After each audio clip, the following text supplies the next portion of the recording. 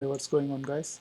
We have this question right here. It's asking to use the method of section to determine the axial force in member DF, DG, and EG.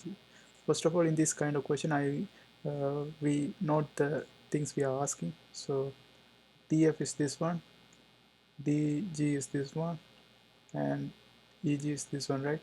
So in this kind of question, what we have to do is we have to simply cut the part they are asking, and this is it. Then what we have to do is we have to like name the forces. This is gonna be Ix, and let's say this is Ay, and this is A Ax Ax, right? So first of all, it's better to always find this one first. This one first. So if we find this unknown first, everything become easier to solve in this part. So to do that, I have to first to get rid of A, X, and Ay. I can take moment around A. If I take movement around A, the both will cancel, so I don't have to consider about that anymore. If I take counterclockwise positive and solve for this one, it's going to be, this is B is in 400 millimeters, so we don't have to consider B. We only have to know the distance between with the force acting on it. So if you see this is acting downward and it's in 800 millimeter distance, so and also this is pulling this object down, so we know it's acting clockwise. Therefore clockwise is negative, so it's going to be 6 times 800 millimeter, and other one is also clockwise, acting clockwise, so it's going to be minus 4 times 1200, minus 4 times 1200, and the so those are the only two forces acting downside, and this object is pulling this object to the other direction, so it's acting counterclockwise. Therefore it's going to be positive. I put this down here, so it's going to be positive Ix, and the height is 600 millimeters, so it's multiplied by the height, 600 millimeter. And if I solve for Ix, I will get 16 kilonewton. So this is my Ix, and since the answer is positive, we know it's we got the right direction. So let's show the part we are going to solve separately. So it's going to be like this.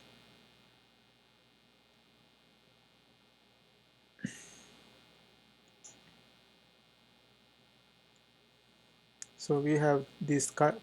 So consider the cut parts of force. So let's say we always take like this direction, like whatever. So first we, compression is like this. Compression is like this, and no, this is tension. This is tension is like this. Compression is this way. So always take this direction in tension direction. So if you get negative, you know it's a compression. So I take everything in tension direction. So it means it's always acting toward something. So it's going to be like this, and this is like this.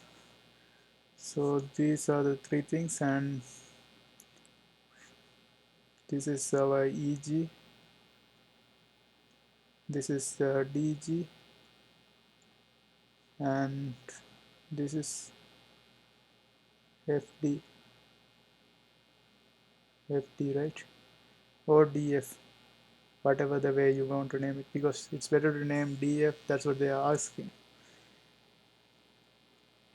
So we put DF, and first of all, before, and also we know this 16 kilonewton acting on it. We can take sum of all x-axis, sum of all y-axis, or sum of all moment.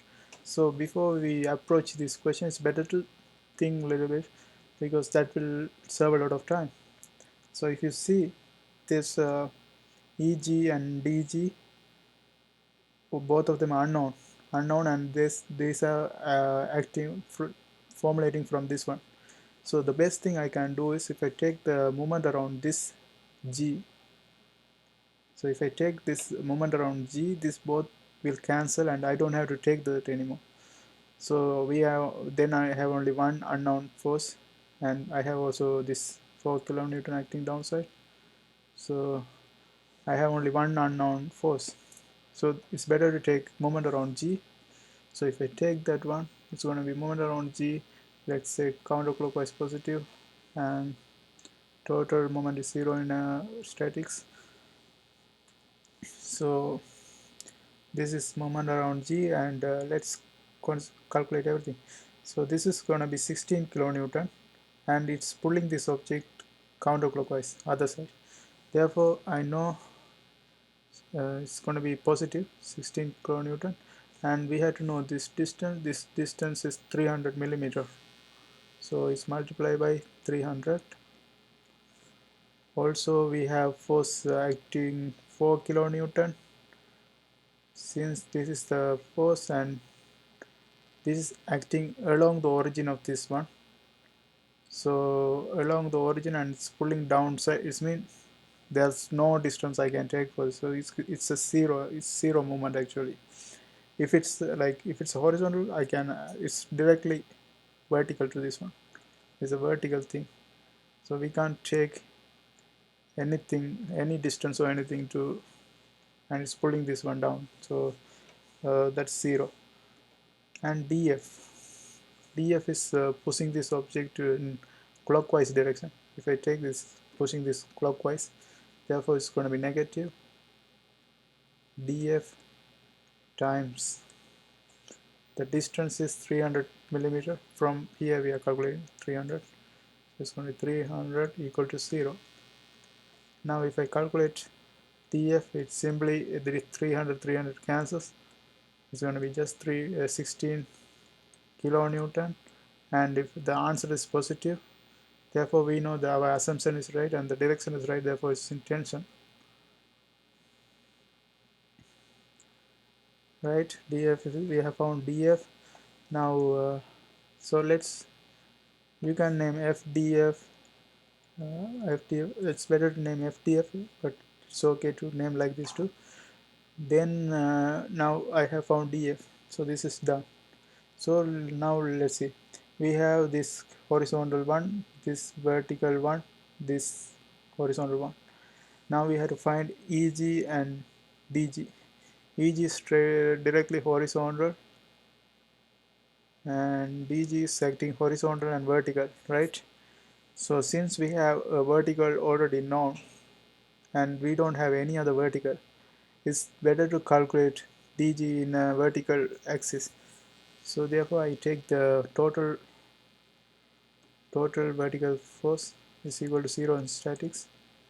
Let's take upside positive, and if I solve for this one, it's going to be 4 kilonewton acting downside, so it's going to be negative 4, and dg is acting this side, so I had to know this angle. So in order to find the angle, I have to find that, so it's going to be 400 divided by 300, so tan inverse. So let's see, so it's going to be minus 4, and this one multiply, so minus 4 is my one of the vertical axis, and the other one is going to be, it's also downside, so it's negative for sure. And dg cos theta, dg cos theta, cos of this one is going to be adjacent over hypotenuse. So I know the adjacent is going to be this one, 300 millimeter, 300 millimeter, and hypotenuse I have to find it. We have opposite, no, we have the adjacent, we have the opposite 400 millimeter. So let's use the Pythagoras theorem to find the adjacent. So it's going to be, let's say A is adjacent, A is going to be 300 square plus 400 square root. So it's going to be 900 is 1600 square root, so it's going to be 2500 square root is going to be just 50. So dg cos theta is going to be, so instead of cos I can write, let's see, so 900, 9, so 9 3 is not 900, 300 square 9060, so it's 500, right? 500 times this one. Okay, so we got the rest. So dg is times uh, adjacent over hypotenuse. So since the adjacent of this theta is 300, 300 over 500 equal to 0. So if I solve for dg, I will get negative 6.67 kilonewton. So since this is negative, it means our assumption is wrong, and it's in compression. So before I write compression, if I want to write compression, I have to put it negative. I have to change it into positive first. So dg is equal to 6.67 kilonewton compression. So this is my final answer. And then one more thing we have to find, we have to find eg.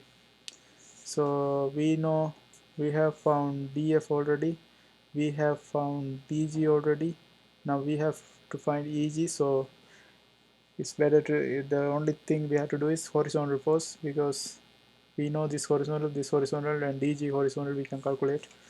So let's see. So if a sum of f of x is equal to 0 in statics, if I take this direction positive and solve for this one, I will get negative 16, and df is also going to be negative direction, so it's going to be negative 16. We have found out df already, so negative 16, negative 16, and dg sine theta, it's also negative direction, negative dg sine theta mean opposite of hypotenuse. The opposite of this one is going to be 400 over 500, so 400 over 500, and dg cos theta, we know dg already, it's 6.67. You have to apply this one here, and minus eg also in the negative direction, so minus eg is equal to 0, right? So if I solve for eg, I will get negative 26.6 kilonewton. This means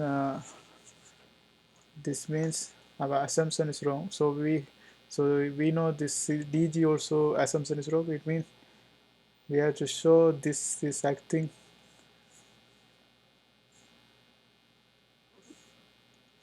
So this is actually acting upper direction, the original direction of upper direction, right?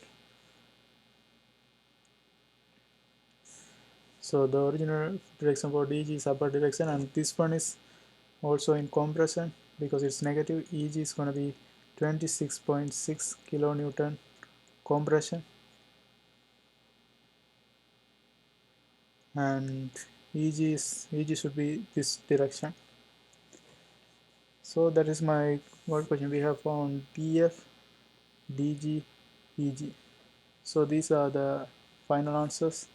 I hope you guys like this video. See you next time.